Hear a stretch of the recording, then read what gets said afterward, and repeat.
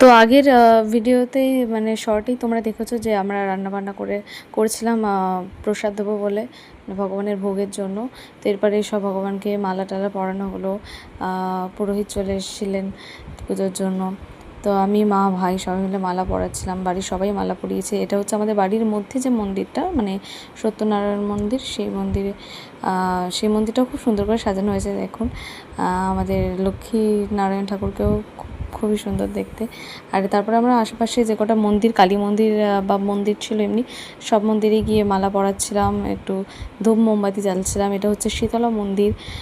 তো দুটো কালী মন্দিরে গেছিলাম, আর এটা হচ্ছে শীতলা মন্দির।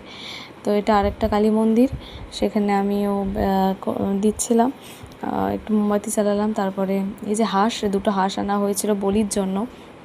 তো এই দুটো হাঁস আসলে বলি দেওয়া হয়নি, বলির জন্য নিবেদন করা হয়েছে, তারপরে পুকুরে ছেড়ে দেওয়া হয়েছে। কারণ ওই নিষ্পাপ প্রাণগুলোকে মারা মানে সত্যি ভালো লাগে না পুজোর দিন এইসব।